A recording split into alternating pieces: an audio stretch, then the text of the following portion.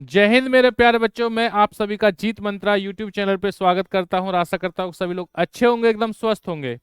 प्यारे बच्चों, जल्दी से लाइव आ जाइए। आज का सेशन बेटा आपके लिए बहुत महत्वपूर्ण रहेगा। जो भी भाई यूपी पुलिस री एग्जाम 2024 की तैयारी कर रहा है, उन सभी के लिए टॉप बेटा एक क्वेश्चन रहेंगे और इस क्लास से आपके पेपर में आपको क्वेश्चन देखने के लिए मिलेंगे। तो चलिए ज्यादा समय ना गवाते हुए सबसे पहले फर्स्ट क्वेश्चन की तरफ बढ़ते हैं। बच्चा देखिए, पहला क्वेश्चन क्या आप लोगों से। फर्स्ट क्वेश्चन है मेरे लाडलो, सबसे नवीन पर्वत किसे माना जाता है?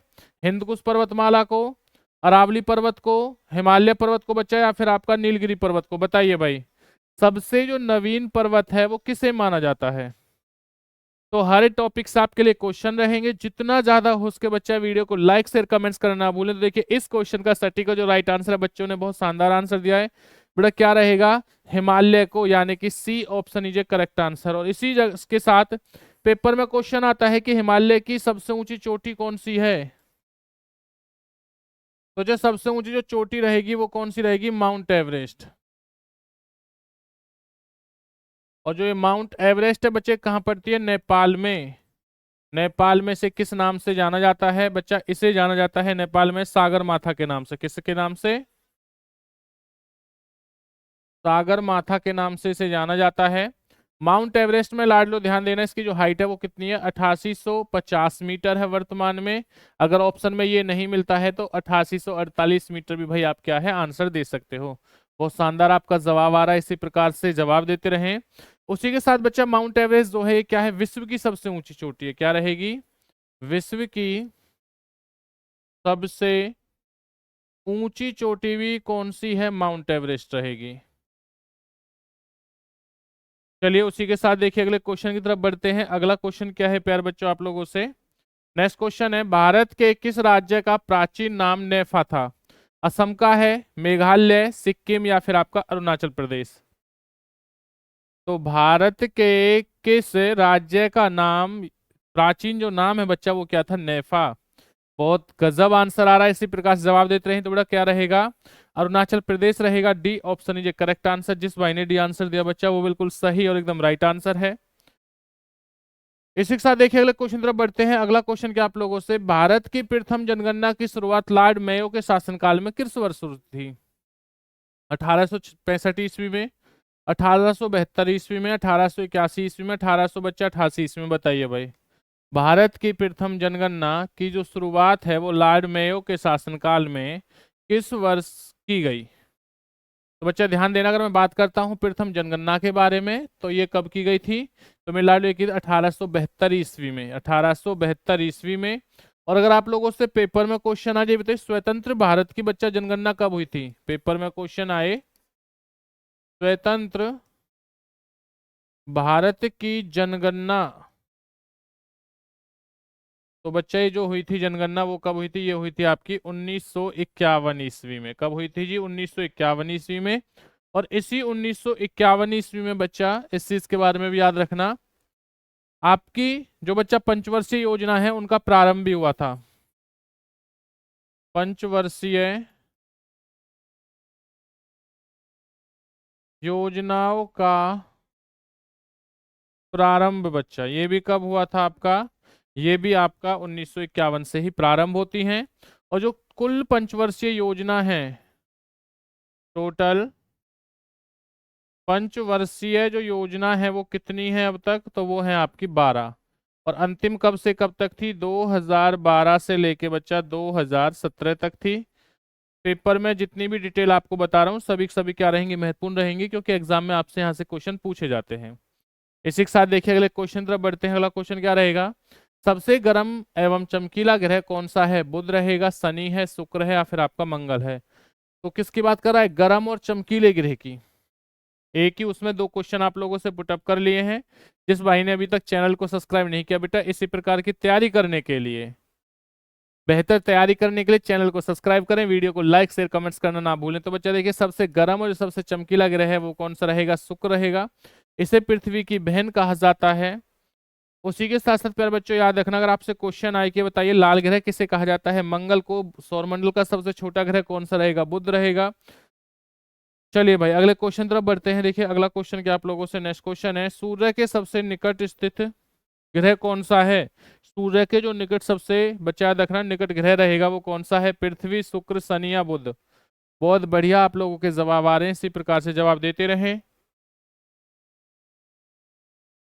और जिस भाई को लगता है कि सर हमें सभी बेटा यूपी पुलिस की, जिस भाई को कंप्लीट नोट्स चाहिए यूपी पुलिस के, मेरे लाडलो जिस भाई को बेटा कंप्लीट नोट्स चाहिए, तो आप लोग, आपकी स्क्रीन पर जो नंबर चल रहा है 9991158665, इस नंबर पर मैसेज कर सकते हो, व्हाट्सअप कर सकते हो, जिस जगह से क्या बच्चा बिल्कुल नोट्स ले सकते हो, कंप्लीट नोट्स। चलिए, तो देखिए सूर्य के सबसे निकट स्थित जो ग्रह है बच्चा वो क्या रहेगा? वो आपका बुध है, बिल्कुल सही बात, D option is a correct answer. उसी के साथ देखिए अगले क्वेश्चन तरफ बढ़ेंगे। अगला क्वेश्चन क्या आप लोगों से, सर्वाधिक उपग्रह वाला ग्रह है, बृहस्पति है, शुक्र है, बुध है या बच्चा आपका शनि है? बताइए। तो सबसे अधिक जो उपग्रह हैं वो किस ग्रह के रहेंगे? तो पहले समय में किसके थे? बृहस्पति के, लेकिन वर्तमान में किसके हैं बच्चा? ध्यान देना, शनि के रहेंगे। यानी कि D option is correct answer. जिस भाई ने डी आंसर दिया है वो बिल्कुल सही रहेगा। दूसरे नंबर पर बेटा किसके रहेंगे? आप लोगों के बृहस्पति के रहेंगे। अगला क्वेश्चन देखिए, भारत की प्रथम नियमित जनगणना 1881 ईस्वी में किसके शासनकाल में हुई थी? ए ऑप्शन है लॉर्ड लिटन के में, लॉर्ड मेयो के में, लॉर्ड डलहौजी के में, बच्चा लॉर्ड लिटन के में? बताइए भाई, किसके शासनकाल में जो बच्चा आपकी क्या है नियमित जनगणना हुई थी? कब? 1881 ईस्वी में। ये शासनकाल किसका था उस समय? तो अगर मैं बात करता हूँ शासनकाल की बच्चा, ये कब किसके में हुई थी? लॉर्ड रिपन के में, यानी कि D option is correct answer. चलिए, इसी के साथ देखिए अगले क्वेश्चन तरफ बढ़ते हैं। अगला क्वेश्चन क्या रहेगा आप लोगों से, क्षुद्र ग्रह किन दो ग्रहों के बीच में स्थित है? जो क्षुद्र ग्रह है बच्चा वो किन दो ग्रहों के बीच में स्थित रहेगा?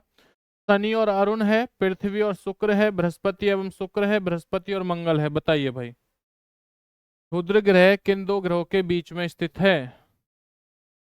तो मेरे लाडलो अगर मैं बात करता हूं तो किस ग्रह के बीच में रहेगा? ये रहेगा भाई आपका बृहस्पति, यानी कि D option is a correct answer. जिस भाई ने डी आंसर दिया है वो बिल्कुल सही और एकदम राइट आंसर है।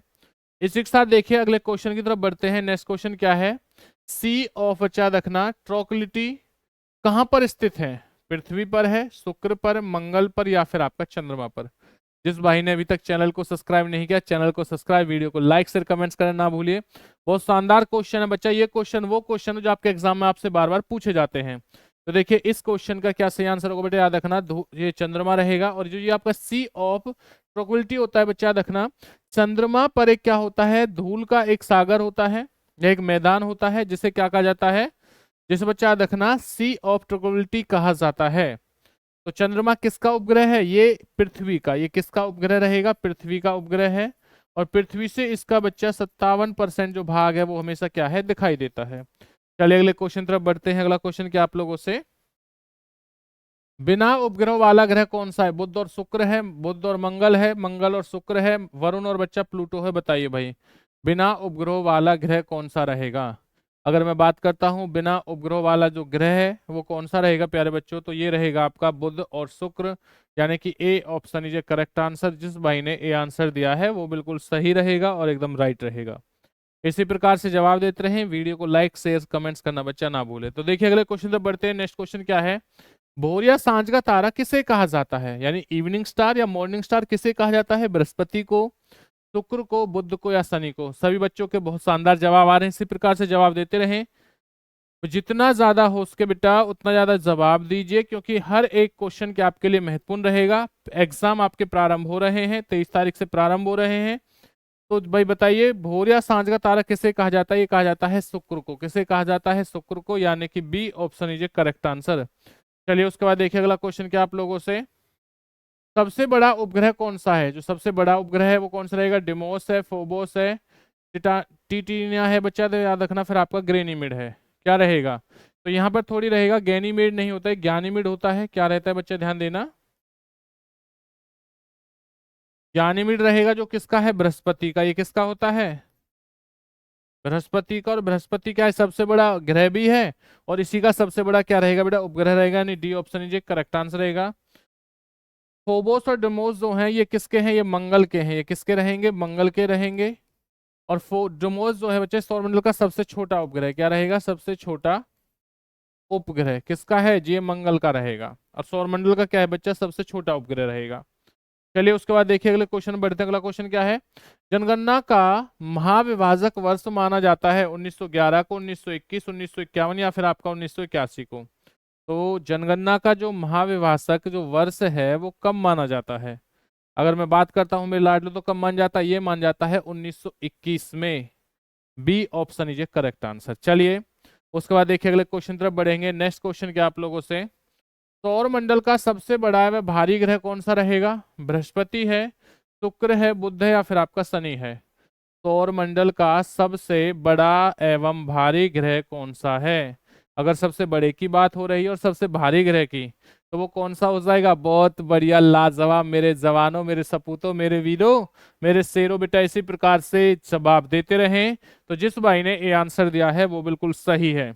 इसी के साथ साथ अगर लगता है किसी भाई को कंप्लीट बेटा यूपी पुलिस के री एग्जाम के नोट्स चाहिए, जिसमें आपको हिंदी के, जीके जीएस के, यूपी जीके के, मैथ के, रीजनिंग के, हर किसी सब्जेक्ट के बेटा क्या है नोट्स दिए जाएंगे। तो अगर आप लोग नोट्स पाना चाहते हो, कितने रुपए, मात्र 50 रुपए में। तो आपकी स्क्रीन पर जो नंबर चल रहा है, आपकी स्क्रीन पर जो बच्चा नंबर चल रहा है 999111586665 बच्चा, इस नंबर पर आप लोग व्हाट्सअप मैसेज करके क्या है भाई इन नोट्सों को पा सकते हो। तो देखिए विश्व जनसंख्या दिवस कब मनाया जाता है, 11 जुलाई को, 12 जून को, 12 अगस्त को या बच्चा आपका 8 मार्च को, बताइए भाई। तो विश्व जनसंख्या जो दिवस है बच्चा ये कब मनाया जाता है, ये जो मनाया जाता है 11 जुलाई को, यानी कि A answer is a correct answer. जिस भाई ने ये आंसर दिया है वो बिल्कुल सही और एकदम राइट आंसर। इसी के साथ देखिए अगला क्वेश्चन क्या है, जनसंख्या का अध्ययन क्या कहलाता है, एपिग्राफी है, पोमोलॉजी है, डेंटोलॉजी है या फिर आपका डेमोग्राफी रहेगा। जनसंख्या का जो अध्ययन होता है वो क्या कहलाता है, अगर बच्चा मैं बात करता हूं जनसंख्या के बारे में ध्यान देना, तो ये कहा जाता है डेमोग्राफी। क्या कहा जाता है, demography. D option is correct answer. जिस भाई ने डी आंसर दिया है वो बिल्कुल सही और एकदम राइट आंसर है। शिक्षा देखिए अगला क्वेश्चन क्या आप लोगों से, भारत का कुल जनसंख्या का घनत्व प्रति वर्ग किलोमीटर कितना है, 280 व्यक्ति, 382 रहेगा, 480 है या फिर आपका 540।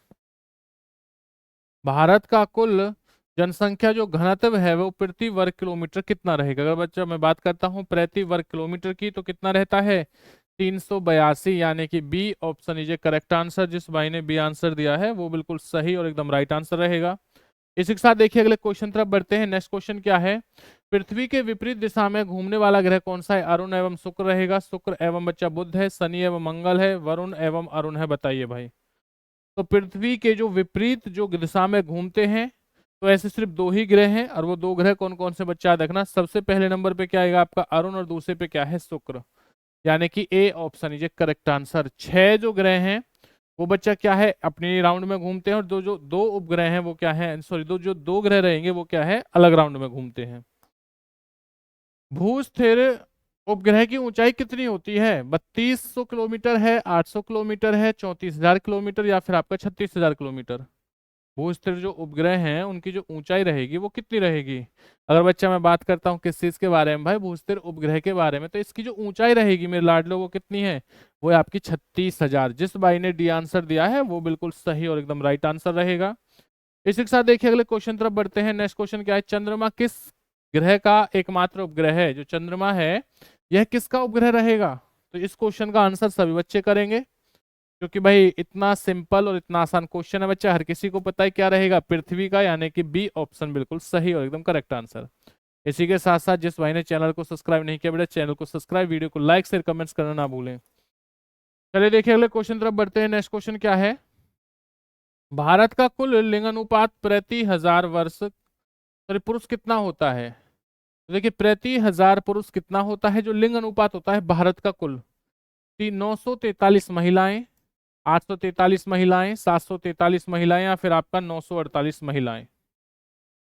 तो अगर कुल लिंग अनुपात प्रति हजार पुरुष की मैं बात करता हूं तो बच्चा क्या रहेगा, ये रहेगा भाई आपका 943 महिलाएं, यानी कि A answer is a correct answer. जिस भाई ने ए आंसर दिया है वो बिल्कुल सही और एकदम राइट आंसर रहेगा। चलिए उसी के साथ देखिए अगले क्वेश्चन तरफ बढ़ते हैं। अगला क्वेश्चन क्या आप लोगों से, एक समुद्री मील बराबर होता है 2.852 किलोमीटर, 1.356 किलोमीटर, 1.852 किलोमीटर, 1.756 किलोमीटर। तो एक समुद्री जो मील बराबर होता है वो किसका होता है बच्चा? तो ये किसका होता है? ये होता है आपका 1.852 kilometre. C option is correct answer. बहुत शानदार आपका जवाब आ रहा है। इसी प्रकार से जवाब देते रहें और एग्जाम से पहले एक बार ये जरूर जान ले कि आपकी जो तैयारी है वो किस लेवल की है। और ऐसी तैयारी बच्चा आपकी होनी चाहिए, अवश्य है, क्योंकि अब आपके पास वो समय नहीं है कि जहां मिस्टेक करो। कोई बच्चा गलती ना करे। जितना ज्यादा हो सके इस वीडियो को शेयर करते रहें। क्वेश्चन देखिए, अगला क्वेश्चन क्या है? विश्व स्तर पर सबसे बड़ी रेलवे व्यवस्था किस देश की है? भारत की रहेगी, जापान है, चीन है, या फिर आपकी अमेरिका? तो अगर बात होती है किसकी, विश्व स्तर की बात होती है, तो सबसे बड़ी जो रेलवे व्यवस्था है बच्चा वो किसकी रहेगी? ये रहेगी आपकी अमेरिका की है। यानी कि D option is correct answer. जिस भाई ने डी आंसर दिया है वो बिल्कुल सही रहेगा। भारत में प्रथम रेलगाड़ी कब चली थी? तो ये कब चली थी भाई, अगर हम लोग बात करते हैं बच्चा, देखिए 14 मार्च 1853 में, 16 मार्च 1853 में, 15 अगस्त 1853 में, या 16 मई 1854 में। तो हर बच्चा जानता है इस क्वेश्चन का सही और सटीक आंसर क्या रहेगा। तो बच्चा ध्यान देना, भारत में सब प्रथम जो रेलगाड़ी चली थी वो कब चली थी? ये चली थी आपकी 16 अप्रैल 1853 में। और किसके शासनकाल में? लॉर्ड डलहौजी के शासनकाल में चली थी। चलिए इसी के साथ देखिए अगले क्वेश्चन पे बढ़ेंगे। नेक्स्ट क्वेश्चन क्या आप लोगों से? अगला क्वेश्चन है, भारत में विद्युत रेलगाड़ी का परिचालन किस वर्ष में प्रारंभ हुआ? 3 फरवरी 1925 में, 5 फरवरी 1926 में, 16 अप्रैल 1930 में, 15 अगस्त 1930 में। तो भारत में विद्युत रेलगाड़ी का जो परिचालन किस वर्ष किया गया है बच्चा, प्रारंभ किया गया था? ये था आपका 3 फरवरी 1925, यानी कि ए ऑप्शन बिल्कुल सही और एकदम राइट आंसर है। जिस भाई ने ए आंसर दिया है प्यारे बच्चों वो बिल्कुल सही आंसर रहेगा। इसी के साथ देखिए अगले क्वेश्चन पे बढ़ेंगे। नेक्स्ट क्वेश्चन क्या आप लोगों से? अगला क्वेश्चन आया, भारत और श्रीलंका को कौन अलग करता है? तो भारत और जब श्रीलंका की बात रहेगी तो पाक जल संधि है, सुंडा जल संधि रहेगा, डोवर जल संधि है बच्चा आपका, हॉर्मुज जल संधि है। बताइए भाई, भारत को श्रीलंका से अलग कौन करता है? अगर बच्चा भारत और श्रीलंका की बात रहेगी तो इसे अलग करता है पाक जल संधि, यानी कि A option is correct answer. जिस भाई ने ए आंसर दिया है वो बिल्कुल सही रहेगा। इसी के साथ देखिए अगला क्वेश्चन क्या है? नेक्स्ट क्वेश्चन आप लोगों से, भारत सबसे लंबी स्थलीय सीमा बनाता है, चीन के साथ है, नेपाल के साथ है, भूटान के साथ है, या फिर आपका बांग्लादेश के साथ? तो भारत जो है वो सबसे लंबी स्थलीय सीमा किसके साथ बनाता है बच्चा? बात किसकी हो रही है? ये हो रही है भाई स्थलीय सीमा की बात हो रही है। तो किसके साथ ये बनाता है? बांग्लादेश के साथ। कितनी बनाता है? 4096 किलोमीटर। बिल्कुल सही और एकदम करेक्ट आंसर। बहुत शानदार जवाब। इसी प्रकार से जवाब देते रहे। चलिए बढ़ते हैं अगले क्वेश्चन की तरफ बच्चा। देखिए नेक्स्ट क्वेश्चन क्या रहेगा आप लोगों से? तो अगला क्वेश्चन आप लोगों से देखो, भारत सबसे छोटी स्थलीय सीमा जो है वो किसके साथ बनाता है? स्थलीय सीमा जो रहेगी वो किसके साथ बनाएगा? नेपाल के साथ है बेटा, भूटान के साथ है आपका, या फिर आपका चीन के साथ रहेगा, या फिर आपका अफगानिस्तान के साथ? तो किसके साथ है? जो सबसे छोटी सीमा बनाता है वो बनाता है अफगानिस्तान के साथ। और कितनी है भाई? 106 किलोमीटर बच्चा। कितनी रहेगी? 106 किलोमीटर रहेगी। सबसे अधिक बांग्लादेश के साथ, जिसे पूर्वी पाकिस्तान के नाम से जान जाता है, और दूसरे नंबर पर सबसे छोटी है अफगानिस्तान के साथ। कितनी बच्चा याद रखना? 106 किलोमीटर की। इसी प्रकार से जवाब देते रहे। वीडियो को लाइक शेयर कमेंट्स करना ना भूलें। तारे का रंग सूचक होता है, किसका सूचक होता है? उसके ताप का, उसके घनत्व का, उसके द्रव्यमान का, इनमें से कोई नहीं। तो जो तारों का आपने कलर देखा होगा, कोई कोई तारा हमें ज्यादा चमकीला दिखाई देता है, कोई कम चमकीला। तो वो किस पे डिपेंड होता है बच्चा, याद रखना। तो वो डिपेंड जो होता है वो होता है आपके उसके ताप पर, यानी कि उसके अंदर जो टेम्परेचर है वो बच्चा किस ताप पर है। इसी के कारण क्या है, उनका जो रंग होता है वो हमें दिखाई देता है, वो सूचक होता है। इसी के साथ देखिए अगला क्वेश्चन क्या आप लोगों से? नेक्स्ट क्वेश्चन बच्चा, भारत एवं पाकिस्तान के बीच कौन सी रेखा है या कौन सी सीमा बनी हुई है? जल्दी से सभी बच्चे जवाब देंगे।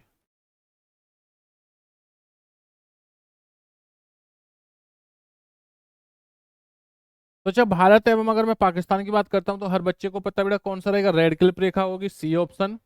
डूरन रेखा किसके बीच में है? पाकिस्तान और अफगानिस्तान के बीच में। मैकमोहन रेखा बच्चा किस किसके बीच में है? भारत और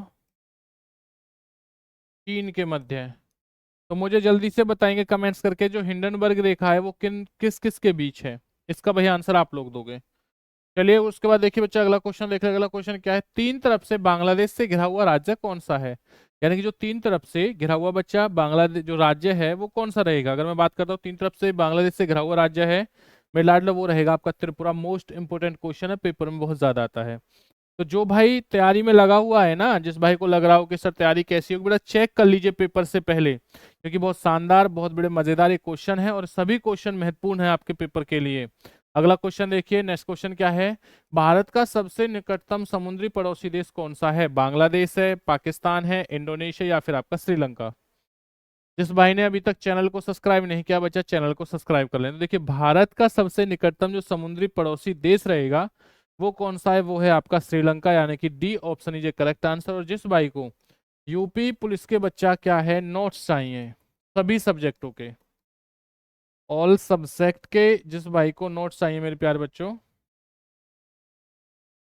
वो भाई इस नंबर पर कांटेक्ट कर सकता है, 9991158665 बच्चा। और मात्र कितने रुपए में?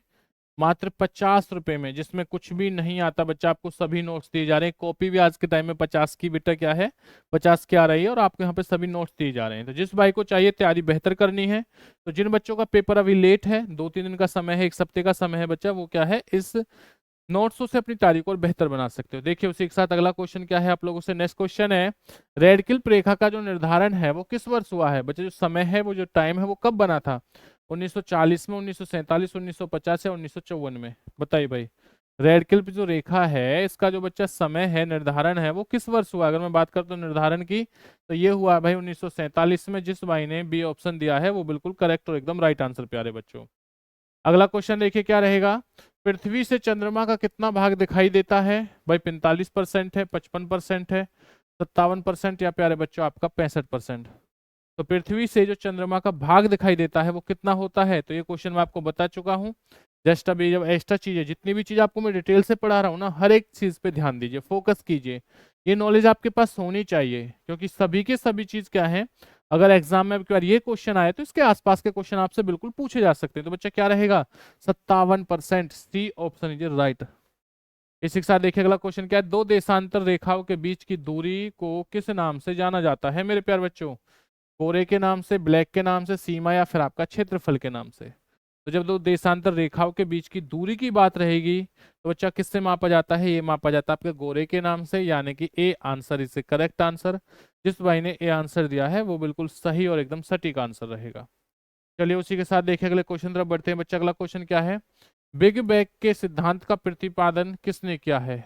कॉटन ने, लाप्लास ने, जेम्स जीन्स ने बच्चा, या जॉर्ज लेमिंटर ने? बताइए भाई। तो बिग बैंग के जो सिद्धांत का प्रतिपादक है ये किसने किया था बच्चा? ये क्या था आपका, जॉर्ज लेमिंटर ने, यानी कि D option is a correct answer. देखिए भाई कुछ बच्चे बोल रहे हैं कि सर स्पीड ज्यादा है, स्पीड होने का कारण बच्चा एक ही है कि समय कम है और चीजें ज्यादा हैं। तो जितना ज्यादा हो सके उतना ज्यादा अभ्यास कीजिए, मैं तो यही कहूंगा आप लोगों से। तो देखिए अगला क्वेश्चन क्या है बच्चा, अगला क्वेश्चन आप लोगों से, भारत और चीन के मध्य कौन सी सीमा है? डूरंड है, मैकमोहन है, रेडकिल्प है, बच्चा आपकी 38वीं समांतर रेखा है। तो 38वीं समांतर रेखा तो होगी नहीं, और इसका जवाब आप लोग दोगे कि ये जो है 38वीं समांतर रेखा वो किस किस के बीच है? तो बच्चा बताइए, ये क्वेश्चन मैं आपको बता चुका हूं, भारत और चीन के बीच में 1914 में एक रेखा खींची थी जिसका नाम क्या है, मैकमोहन रेखा।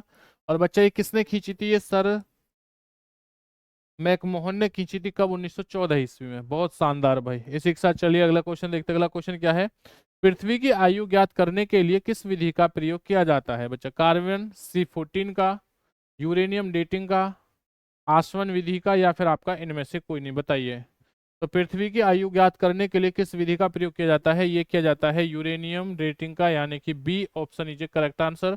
और जितनी भी आपकी पुरातत्व की जितनी भी पुरानी चीजें निकलती है ना बच्चा, उनका आयु ज्ञात करने के लिए, जैसे भाई हड़प्पा सभ्यता है, इनके बारे में अगर कोई भी जानकारी लेनी होती तो हमें किससे, C14 से, किससे, कार्बन C14 से। अगला क्वेश्चन देखिए, अगला क्वेश्चन क्या है, आदम का पुल किन दो देशों के मध्य स्थिर है? भारत और म्यांमार है, भारत और श्रीलंका, भारत और नेपाल, भारत और चीन बच्चा? तो देखिए भाई आदम के अगर पुल की बात होती है तो किस किस के मध्य रहेगा?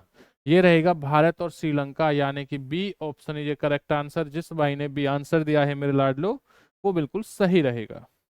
इसी के साथ देखिए अगला क्वेश्चन क्या है, पृथ्वी पर दिन रात बराबर कब होता है? 23 सितंबर, 21 मार्च, ए और बी दोनों स्थित रहेंगे, या फिर आपका 16 अगस्त है? पृथ्वी पर दिन रात कब बराबर होते हैं?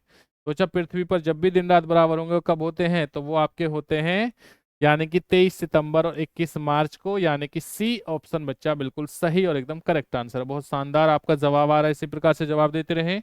और जिस भाई ने अभी तक चैनल को सब्सक्राइब नहीं किया बच्चा, चैनल को सब्सक्राइब कर ले। क्वेश्चन देखिए, 3 बीघा कॉरिडोर किसको जोड़ता है?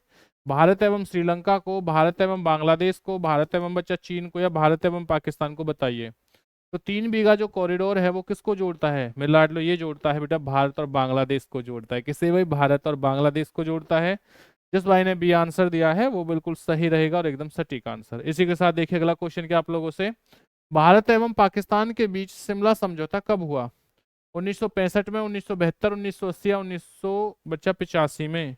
तो देखिए भारत और पाकिस्तान के मध्य जो शिमला समझौता हुआ है वो कब हुआ था? 1972 में, यानी कि B option is correct answer. जिस भाई ने बी आंसर दिया है वो बिल्कुल सही और एकदम सटीक आंसर रहेगा। क्वेश्चन देखिए उसके बाद क्या है, पृथ्वी का सुरक्षा वॉल्व किसे कहा जाता है? भूकंप को, समुद्री तरंग को, सुनामी को, या फिर आपका ज्वालामुखी को? सोचे जब भी आपका पृथ्वी का सुरक्षा जो वाल्व कहा जाता है वो किसे वो कहा जाता है भाई? आपका ज्वालामुखी को। बहुत बढ़िया। तो आपके पास सिर्फ ओनली बच्चा ध्यान देना कितना समय है, आप लोगों के पास जो बच्चा समय रहेगा वो मात्र 5 सेकंड से 10 सेकंड का समय है। इसी समय के बीच में कोशिश क्या करो कि आप लोग समय जो राइट आंसर है वो दे सकें, ताकि जितना समय आप जी के जीएस में बचाओगे उतना समय बेटा आप यूज कहाँ कर सकते हो? आपको मैथ, रीजनिंग और हिंदी में उस समय को यूज कर सकते हो। और जिस भाई ने अभी तक चैनल को सब्सक्राइब नहीं किया बच्चा, चैनल को सब्सक्राइब अवश्य करें और वीडियो को लाइक शेयर कमेंट्स करना ना भूलें। क्वेश्चन देखिए, प्रकाश वर्ष किसका मात्रक है? समय का रहेगा, ध्वनि का है, दूरी का है, या फिर आपका दबाव का? तो अच्छा जब बात हो रही है किसके बारे में? प्रकाश वर्ष के बारे में। तो किसका होता है? ये होता है दूरी का। किसका होता है? दूरी का, यानी कि C option is correct answer. जिस भाई ने सी आंसर दिया है वो बिल्कुल सही रहेगा। चलिए इसी के साथ देखिए अगला क्वेश्चन क्या है, किसने कहा था सूर्य ब्रह्मांड का केंद्र है? कोपरनिक्स ने, गैलीलियो ने, आर्यभट्ट ने, या फिर आपका ब्रह्मगुप्त ने? इसी के साथ साथ जिस भाई को हिंदी साहित्य की बेटा तैयारी करनी है तो वो बिल्कुल बच्चा तैयारी कर सकता है। और हिंदी साहित्य की तैयारी के लिए आपके लिए वीडियो मैंने बना रखी है, आप लोग पुराने वीडियोज में जाएं जहां पर आपको हिंदी साहित्य का बेटा टॉपिक है उस टॉपिक को पढ़ लीजिए, पूरा हिंदी साहित्य उसी से कवर हो जाएगा। तो किसने कहा सूर्य ब्रह्मांड का केंद्र होता है? ये होता है जी कोपरनिक्स। किसने बच्चा याद रखना? कोपरनिक्स ने, यानी कि A option is correct answer. चलिए उसके बाद देखिए अगला क्वेश्चन क्या आप लोगों से, नेक्स्ट क्वेश्चन है, चंद्र ग्रहण कब लगता है? जब सूर्य एवं पृथ्वी के बीच चंद्रमा आता है, जब सूर्य एवं चंद्रमा के बीच पृथ्वी आती है, जब चंद्रमा एवं पृथ्वी के बीच सूर्य आता है? इसमें से कोई नहीं। तो अच्छा ध्यान देना, जब चंद्र ग्रहण कब लगता है? चंद्र ग्रहण जो बच्चा लगता ही लगता है जब सूर्य एवं चंद्रमा के बीच क्या है? पृथ्वी आती है, यानी B option is correct answer. जिस भाई ने बी आंसर दिया है मेरे लाडलो वो बिल्कुल सही रहेगा। पृथ्वी तथा सूर्य के बीच अधिकतम दूरी 4 जुलाई को होती है, इसे किस नाम से जाना जाता है? उपसौर के नाम से, प्रकाश मंडल के नाम से, सौर कलंक के नाम से, या फिर आपका अपसौर के नाम से? तो बच्चा देखिए पृथ्वी तथा सूर्य के जो बीच की अधिकतम दूरी है ये कब होती है? आपकी 4 जुलाई। कब होती है जी? 4 जुलाई को। तो इस घटना को क्या कहते हैं? इसे कहा जाता है बच्चा अपसौर। और उपसौर की घटना कब होती है? देखिए ये होती है आपकी 3 जनवरी। और इसको क्या कहा जाता है? जब पृथ्वी और सूर्य की दूरी बच्चा, पृथ्वी और क्या है? सूर्य की दूरी क्या रहे? सबसे निकटतम रहे या न्यूनतम रहे? न्यूनतम या फिर आपका क्या है? निकटतम। निकटतम रहे तो बच्चा ये कब घटना घटित होती है? 3 जनवरी को। चलिए भाई अगला क्वेश्चन देखिए, नेक्स्ट क्वेश्चन क्या आप लोगों से, अगला क्वेश्चन है, पृथ्वी का सबसे लंबा दिन कौन सा होता है? 21 जून, 22 दिसंबर, 8 जून, 8 मार्च, 8 दिसंबर, 5 अप्रैल, या इनमें से कोई नहीं बच्चा? तो पृथ्वी का जो सबसे लंबा दिन होता है वो कब होता है? ये होता है 21 जून और 22 दिसंबर को होता है, यानी कि आपका A option is correct answer. कुछ बच्चे कहते हैं सर 25 को जब क्रिसमस डे होता है उस दिन सबसे बड़ा, बेटा उस दिन सबसे बड़ा दिन नहीं होता, सबसे बड़ा दिन होता है आपका 22 दिसंबर को। उसके बाद देखिए अगला क्वेश्चन क्या है, ब्रह्मांड से संबंधित अध्ययन क्या कहलाता है? मेट्रोलॉजी कहलाता है, सिस्मोलॉजी कहलाता है, कॉस्मोलॉजी कहलाता है, फिर आपका ग्रोफोलॉजी कहलाता है? तो ब्रह्मांड से बच्चा जो संबंधित जो अध्ययन है वो क्या कहलाता है? वो कहलाता है आपसे कॉस्मोलॉजी। क्या कहलाता है? कॉस्मोलॉजी, यानी कि आपका भाई C option is correct answer. जिस भाई ने सी आंसर दिया है वो बिल्कुल सही और एकदम राइट आंसर रहेगा। अगला क्वेश्चन देखिए, पृथ्वी के भूपरिटी के निर्माण में कितना प्रतिशत ऑक्सीजन तत्व का योगदान होता है? ए आंसर है 25%, 35.42%, 40.32% या 46.80% बच्चा। बताइए भाई। तो पृथ्वी के भूपटल के निर्माण में कितना प्रतिशत ऑक्सीजन तत्व का योगदान रहता है? तो कितने परसेंट होता है? ये होता है आपका 46.80% होता है, यानी D option is correct answer. चलिए उसके बाद देखिए अगला क्वेश्चन। पृथ्वी एवं सूर्य के मध्य न्यूनतम दूरी 3 जनवरी को होती है, इसे किस नाम से बढ़ा? यही क्वेश्चन देखो अभी एक्सप्लेन किया था, अभी चीजें आ चुकी हैं। तो ये क्या रहेगा? तो इसका जो सटीक और जो राइट आंसर में लाडलो वो क्या रहेगा? वो रहेगा आपका ऑप्शन, यानी कि B option is correct answer. बहुत शानदार। चलिए उसी के साथ देखिए अगला क्वेश्चन क्या आप लोगों से। नेक्स्ट क्वेश्चन है, खगोलीय दूरी मापने का सबसे बड़ा मात्रक है? पारसेक रहेगा, प्रकाश वर्ष है, प्रकाश मंडल है, या इनमें से कोई नहीं? तो खगोलीय दूरी जो है उसे मापने का सबसे बड़ा बच्चा मात्रक होता है, वो होता है आपका पारसेक। क्या होता है? पारसेक। बहुत शानदार, आप लोगों के जवाब आ रहे हैं। इसी प्रकार से जवाब देते रहे। जिस भाई ने अभी तक चैनल को सब्सक्राइब नहीं किया बेटा, चैनल को सब्सक्राइब, वीडियो को लाइक शेयर कमेंट्स करना ना भूलें। जिस भाई को यूपी पुलिस के बच्चा कंप्लीट नोट्स चाहिए तो वो भाई बिल्कुल कंप्लीट नोट्स प्राप्त कर सकता है। आपकी स्क्रीन पर जो नंबर चल रहा है 9911 बच्चा, इस पर आपको बस मैसेज करना है। और मैसेज करके मेरे लाडलो आपको इतना कहना है कि सर हमें यूपी पुलिस के नोट्स दे दीजिए। बच्चा आपको कंप्लीट नोट्स मिलेंगे जिसमें आपको सभी सब्जेक्ट के मात्र कितने रुपए में? 50 रुपए में। तो जिस भाई को चाहिए कांटेक्ट कर सकता है व्हाट्सएप पे भी और कॉलिंग के माध्यम से भी। अगले क्वेश्चन तरफ बढ़ते हैं। देखिए क्या है, सूर्य ग्रहण कब लगता है? जब सूर्य चंद्रमा एवं पृथ्वी के बीच आता है, जब सूर्य और चंद्रमा के बीच पृथ्वी आती है, जब सूर्य एवं पृथ्वी के बीच चंद्रमा आता है, इनमें से कोई नहीं। तो सूर्य ग्रहण कब लगता है? तो सूर्य ग्रहण हमें ध्यान देना बच्चा, जब सूर्य और पृथ्वी के बीच में, जब सूर्य और क्या है बच्चा अर्थ के बीच में क्या आ जाए? मून आ जाए, तो क्या लगता है? तब उस समय आपका सूर्य ग्रहण लगता है। देखिए जब सूर्य और पृथ्वी के चंद्रमा आता है, इसका मतलब क्या है? C option is correct answer. बहुत शानदार जवाब। आज के सेशन को हम लोग भाई यहीं पे समाप्त कर रहे हैं। पुरानी क्लासेस को अवश्य देखें, क्योंकि जिस जगह मैंने आपको हिंदी साहित्य बाकी जीके जीएस की बेटा क्या है बहुत सारी क्लास करा रखी है, पेपर के लिए सभी महत्वपूर्ण रहेंगे। चलिए आप लोगों से फिर मुलाकात होगी। जय हिंद, वंदे मातरम।